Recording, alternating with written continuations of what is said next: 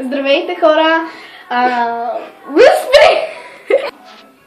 Здравейте, приятели, аз се казвам Мариела.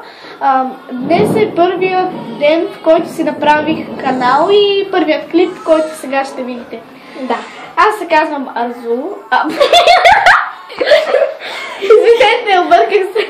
Аз се казвам Мариела, тя се казва Арзу, моята почти най-добра приятелка. Добре, най-добра приятелка. Днес ще снимаме видео, в което заглавието ще е 5 факта за мен и 5 факта за моята най-добра приятелка. Тоест общо 10. Да, 5 не, 5 за мен. Майко се почна да вали. Мани, нали сме такова вкъщи. И започваме. Първи факт за нея. Казвай.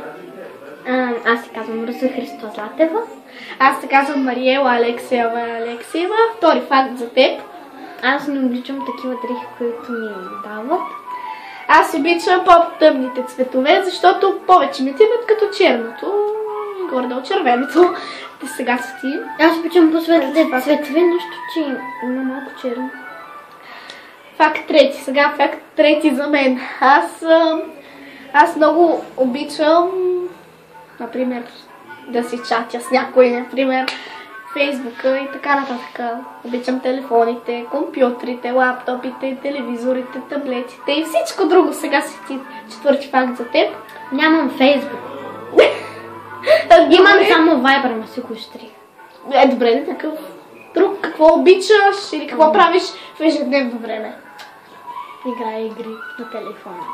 Или гледам в YouTube клипчета.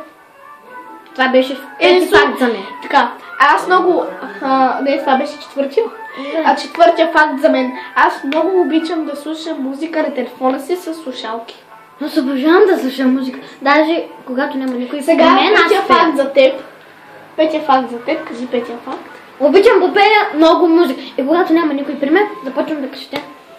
И си пея. Аз много обичам да танцувам, смисъл. Аз обичам да... Не, това ми беше петия сега. Аз много обичам... Шести бе.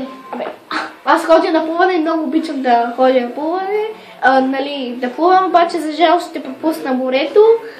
И защото искам да ходя другаде и да остана при моята най-добра приятелка от нея, не морето.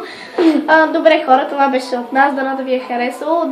Ако ви е харесало, дайте палец нагоре и се абонирайте за канала ни. Ако не ви е харесало, просто дайте палец нагоре. Не го правете. Не, няма да даваме на хората мнение, приятелите. До скоро, довиждане. До скоро ще се видим. Срещи.